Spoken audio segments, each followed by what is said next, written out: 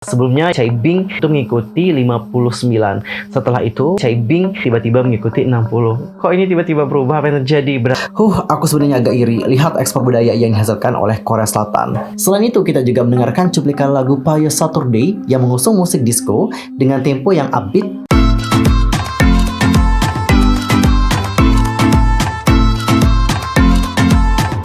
Annyeonghaseyo cengedel, user Kim Inida, welcome back to my YouTube channel. Nah, gimana sih kabarnya hari ini? Baik-baik aja dong ya. Dan bagi semua yang lagi dalam kondisi nggak baik-baik aja, keep fighting guys, don't give up. Well, untuk hari ini aku akan ngajakin kalian semua untuk ngebahas topik-topik terhangat seputar dunia per-K-popan yang pastinya sangat banget untuk dilewatkan. Nah, supaya kalian tidak ketinggalan update informasi terbarunya, yuk buruan subscribe channel aku, bunyi loncengnya, serta jangan lupa juga buat like, comment, and share kepada teman-teman yang lain. Dan berikut adalah berita selengkapnya.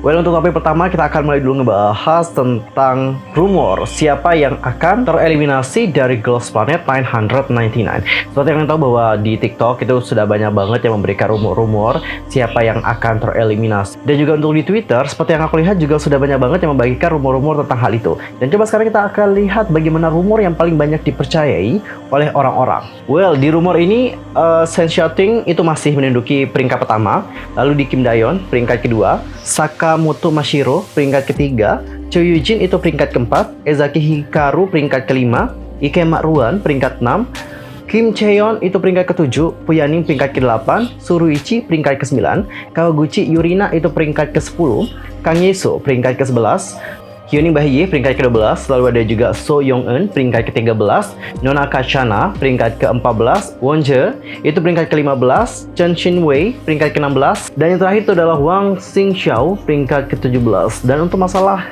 Planet Pass itu katanya ada dua kandidat yang paling kuat, yaitu Bin Miyah dan juga Nagai Manami.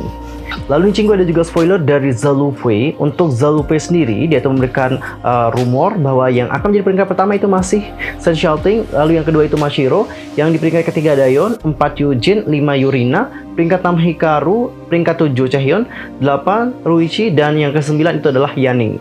Dan untuk masalah mengenai Planet Pass itu dari K-Group. Dan untuk sisanya, trainee Korea ada 2, trainee Jepang itu ada 4, dan trainee Cina itu ada 2. Dan sini ada salah satu yang membuat penggemar juga menjadi sedih. Dan of course aku juga merasa sedih banget, yaitu tentang rumor mengenai Chai Bing yang nggak lolos di tahap selanjutnya. Aduh, sedih banget, ya ampun. Ini masih rumor, tapi kita juga sudah sedih banget. Kenapa rumor ini dapat tersebar? Jadi itu dikarenakan aktivitas dari akun Weibo-nya. Kalian dapat lihat ya, sebelumnya Chai Bing itu mengikuti 59. Setelah itu Chai Bing tiba-tiba mengikuti 60. Kok ini tiba-tiba berubah? Apa yang terjadi? Berarti dia di sini main dong Weibo-nya gitu kan. Pas biasanya ya, kalau mereka ngikutin yang kayak gini, itu kan nggak boleh main sosial media. Apapun nggak boleh dimainkan guys. Jadi setelah Chai Bing memainkan Weibo-nya kembali, ini berarti dia itu sudah aktif di akun tersebut. Tapi banyak yang bilang bahwa yang pegang akun tersebut bukan Chai Bing, melainkan adalah manajernya. But we don't know siapa yang sebenarnya memfollow satu orang lagi sehingga followingnya menjadi 60. Aku sih takut banget dan jujur pengen nangis juga. Gak nangis-nangis banget sih, jujur sedih guys, karena pada awalnya ya, aku itu nggak terlalu ngebiasin Chai Bing atau ngepikin Chai Bing. Aku itu pada awalnya emang ngepikin Nona Kachana sama Puyaning, itu doang. Yang lain aku sih suka juga kan, banyak yang bagus, aku susah milih. Tapi yang aku prioritaskan sekarang adalah Puyaning sama Sana. Karena menurut aku mereka itu kayak bagus banget loh, apalagi Sana ya. Aku suka banget suara dia yang kayak gemes gitu loh. Habis itu di Creation Mission, aku nggak tahu kenapa aku itu kayak terpikat gitu sama Chai Bing. Gak tahu kenapa gitu, senang banget gitu lihat Chai Bing kayak berdebar-debar juga gitu. You know lah ya what I mean. Jadi itu yang ngebuat aku kayak mulai tertarik sama Chai Bing. Tapi setelah melihat rumor ini, aduh ya Allah, sakit hati banget, sumpah. Aku tuh berharap kalau misalnya Chai Bing itu nggak lolos di peringkat ke-17 atau 18, aku berharap ada Planet Pass untuk Chai Bing.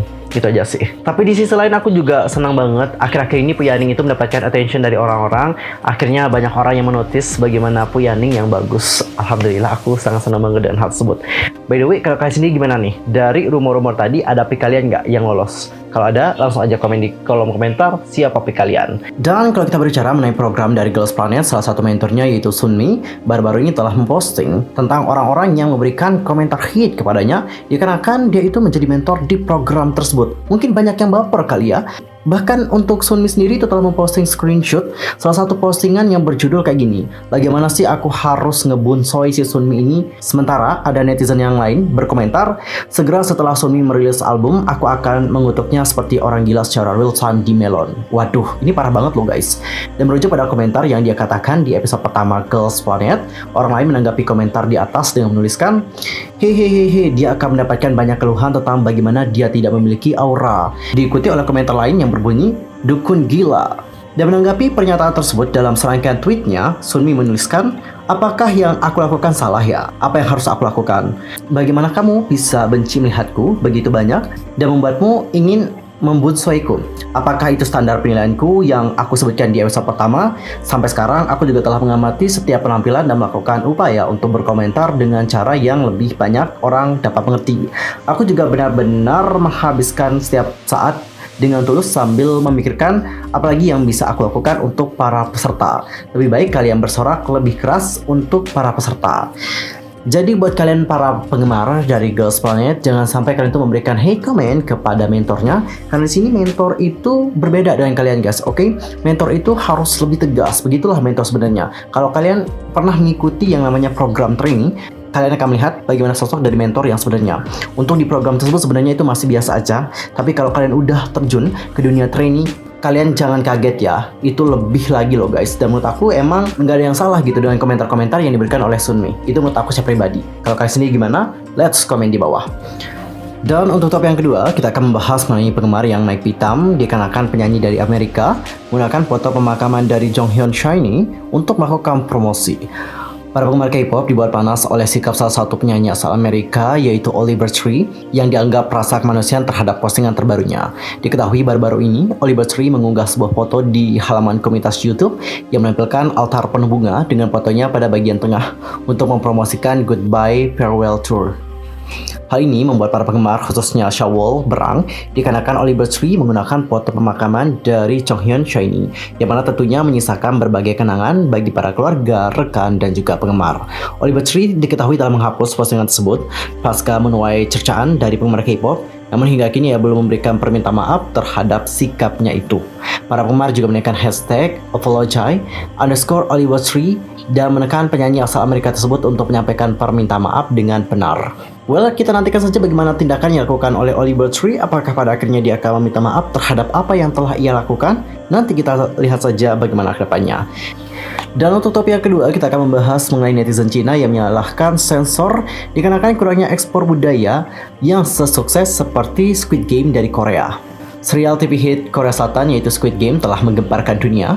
Banyak yang memuji serial tersebut dikarenakan tema survival yang membuat penonton terpaku pada kursi mereka untuk menonton. Dan karena menyoroti masalah sosial seperti ketidaksetaraan pendapatan dan juga perjuangan keuangan yang dialami banyak orang dan dapat dikaitkan dengan hal tersebut. Di Cina, meskipun penggemar harus menggunakan streaming dan juga unduhan ilegal untuk penontonnya, karena Netflix sendiri itu tidak tersedia di Cina guys. Dan untuk program tersebut juga masih meledak di antara para penonton dari Cina. Seorang staf Netflix mengatakan mereka sadar bahwa pemirsa di Cina itu tidak streaming game Squid secara legal, tetapi menambahkan bahwa pembajakan online di negara itu tidak terbatas pada pertunjukan saja. Korea Chong-A Daily juga melaporkan, begitu populernya serial ini di kalangan orang Cina, sehingga pengecer yang merasakan peluang bisnis mulai menjual barang dagangan online dan bahkan tiruan kostum yang terlihat di pertunjukan tersebut. Acara ini juga telah menghasilkan banyak diskusi di platform media sosial populer Weibo dengan hashtag Squid Game dan telah dilihat lebih dari 1,8 miliar kali.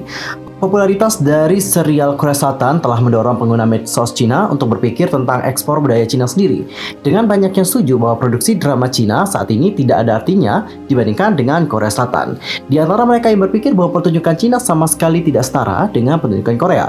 Banyak dari mereka juga setuju bahwa alasannya adalah dikarenakan batasan peraturan yang membatasi ruang lingkup produksi mereka. Sedangkan rumah produksi di Korea Selatan menghadapi lebih sedikit batasan dan mereka juga berjalan relatif lebih bebas.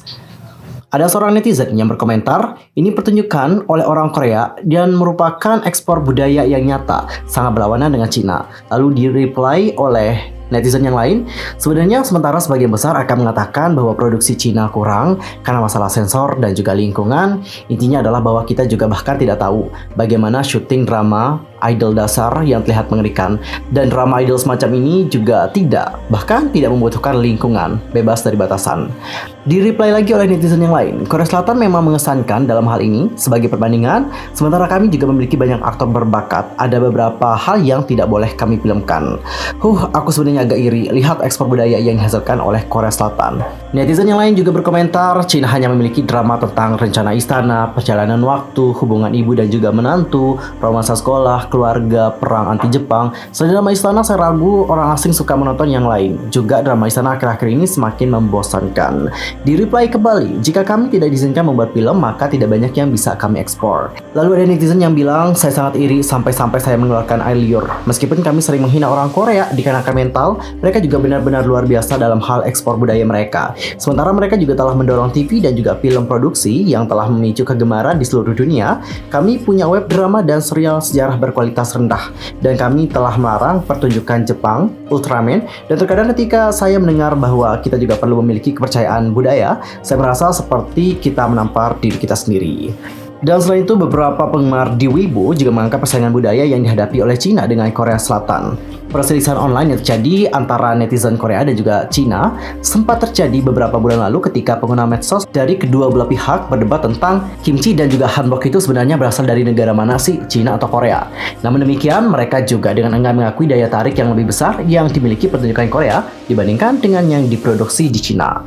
Nah, Cinggu, gimana pendapat kalian tentang hal yang satu ini? Langsung saja sampaikan di kolom komentar. Apakah kalian itu sependapat dengan netizen Cina yang lain? Dan untuk topik yang terakhir, kita akan membahas mengenai Secret Number. Dan untuk Secret Number sendiri sudah menjadi member pertama yang tampil dalam teaser Fire Saturday.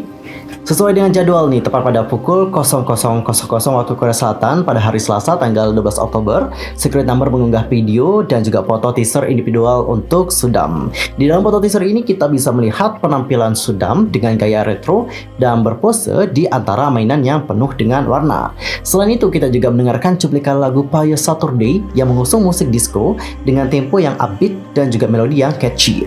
Rencananya, Secret Number itu akan masukkan comeback mereka dengan merilis single album ketiga berjudul Fire Saturday pada tanggal 27 Oktober 2021 pukul 18.00 waktu Korea Selatan mendatang.